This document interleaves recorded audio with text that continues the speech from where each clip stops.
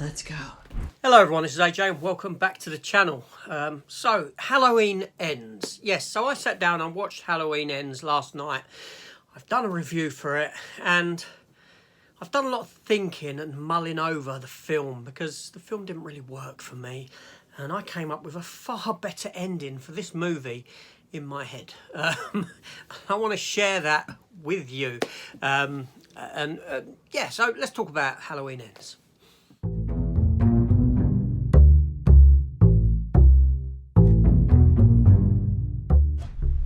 Come and get me, motherfucker.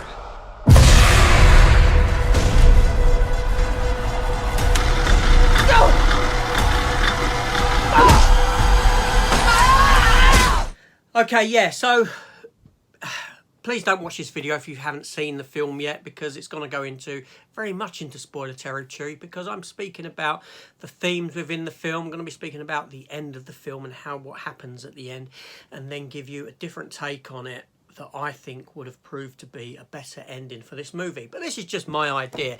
I've done a similar video about like this a little while ago called Terminator 2. How to make Terminator 2 a better film, essentially. Improving perfection. However, this film isn't perfect. It's nowhere near. It's a bad film. It's a rubbish film. It wasn't very good. You can see my review, like I said, that goes into depth as to the issues I had with it beyond me saying I didn't like it or me saying it's rubbish. There's issues in the writing, there's issues in the acting, the characters, the setup and all this sort of thing and what the film delivers. So obviously we've got to take Halloween as the continuity of these Halloween films. So we've got to take into account the continuity of Halloween, the very first film, and then the 2018 and the subsequent two sequels, Halloween Kills, Halloween Ends, as opposed to all the other Halloween stuff, because we've got to take into account Laurie Strode. Now, if you've seen the film, you know full well that this film ends with Laurie Strode having a bit of a fight with Michael Myers. She kills him in the sense that she slices his throat, slices his wrists. But this is nothing that will stop Michael in the context of the films. Christ, this geezer just keeps coming regardless of what happens to him.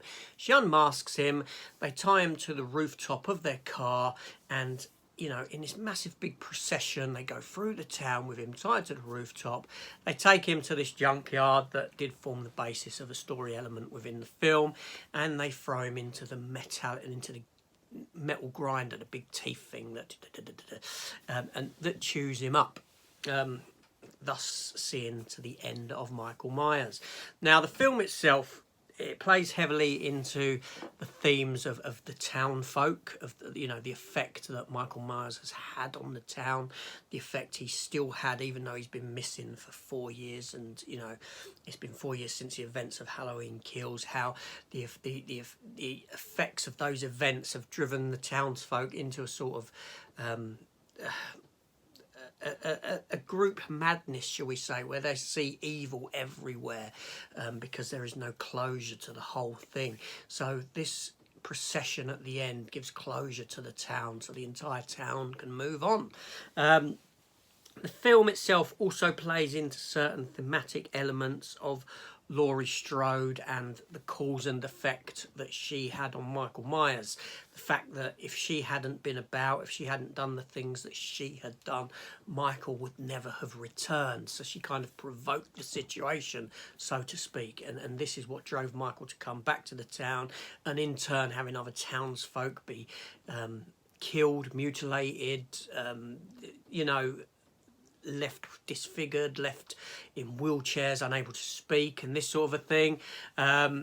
So, you've got those themes at play here. Not only that, we get this connection theme, that the connection of Laurie Strode to Michael Myers.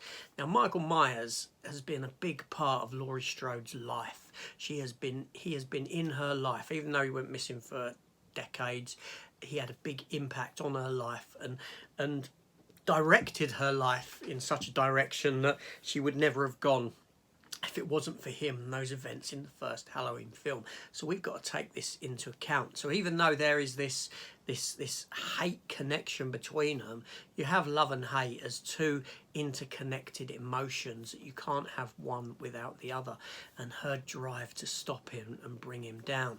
But it's also her that drives him to do the things that he's doing. So you have this connectivity between these two themes here. Now, like I said, the film ends with her pinning him down in the kitchen by putting knives through his hands and throwing a fridge on him that sort of holds him down. And then she removes the mask, she slices his throat, and she slices one of his wrists. Now, the wrist thing is very important because at the point that she slices his wrist, she actually holds his hand.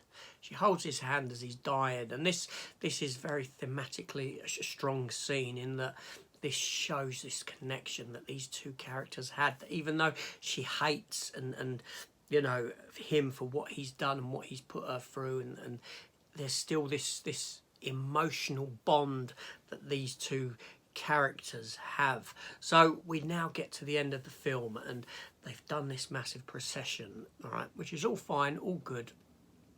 And then she stood atop of this grinder and throws Michael's body in, and Michael's body gets ground up really quickly. Just crunch, crunch, crunch, crunch, crunch. End of. She goes off for whatever reason. She's over it, maybe. Leave it open for another sequel, because Halloween never ends. There's the title for the next one. Halloween never ends. Perfect title. And Michael, he's always got a way of coming back. Even something like this ain't going to stop him. The film plays into the aspect of him almost being in someone else's mind, the young kid in it who takes on what he was doing. So there's your way out, and there's your way of bringing Michael back, and there's your, Laurie Strode still there to have that. But why not give us a proper ending, a finality, a certain sense of finality, right? And what I mean is, you have all this stuff happen, fine, they're holding hands. Remember, she's holding his hand as the blood is draining out of him. But as she's about to toss his body into this thing, he has one last return to life, so to speak, because this ain't going to stop any normal man slicing the wrists, and they do slice the wrist that way, as you meant to, as opposed to across, for the blood to come out. It's harder to heal that way than that way, harder to stitch up and repair. Anyway, so I'm glad they got that right. But anyway, they do this ending, but imagine she stood there, she's about to throw the body in, and in front of everyone, Michael then comes to. He's up like he does, and grabs a hold of her. Now, all she can do to finish him is to embrace him, and I'm talking embrace him in almost a loving hug, right? And then take him into the grinder with her going in with him, and the both of them are taken through this grinder. So you've got the end of Michael Myers and you've got the end of Laurie Strode, and this gives you a far more stronger thematic ending with the themes that play in the film than what we actually got. It would explain the entire cause and effect stuff. It would, that she knows that the only ending for him is for her to end as well. Otherwise, he keeps coming back because of the cause and effect nature of him, and he wants to do something to her, that they're both intertwined, kind of like a Batman and Joker, that they need one another.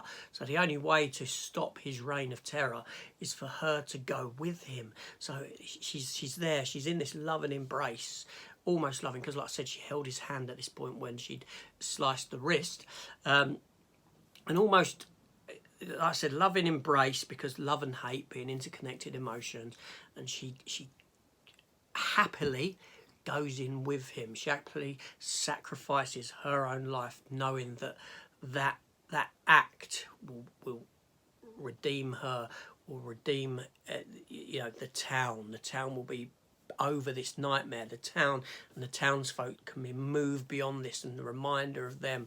And for me, in my mind, that's just a far superior ending than what the film gave us. I think, like I said, thematically it works. Boy, would it whack an emotional punch. It would give you that ending, that finality that this film series needs. And it's all there, done in one, as opposed to this film ending where, is it truly really ended? You don't know. It could carry on.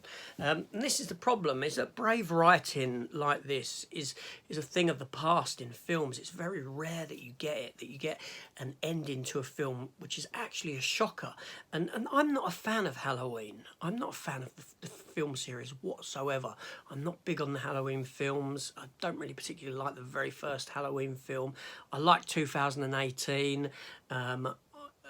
Halloween Kills didn't do nothing for me. However, this film here, Halloween Ends, made Halloween Kills look like it could run for nomination for Best Film.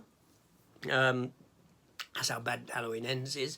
But yeah, I don't know. I was just mulling this idea over in my head, and I thought to myself, this could work. This could benefit the film. This would make the film far stronger for me if you gave me that ending than what we got. And that's it. So let me know your thoughts down below. Let me know your thoughts on this idea of mine that it's just sort of come up in my head, and whether that would work for you if you've seen the film. Remember, you've got to take out of the account all the other Halloween films beyond Halloween 1978, I think it was 78, 2018, Kills and Ends. You just got to look at them as the continuity in which we're looking and the themes and that sort of thing. And there we go. This is AJ. Like I said, let me know your comments down below. Hit the subscribe button. Come join the channel. Why not? Got nothing to lose. And I shall see you all on the next one. Take care all and goodbye.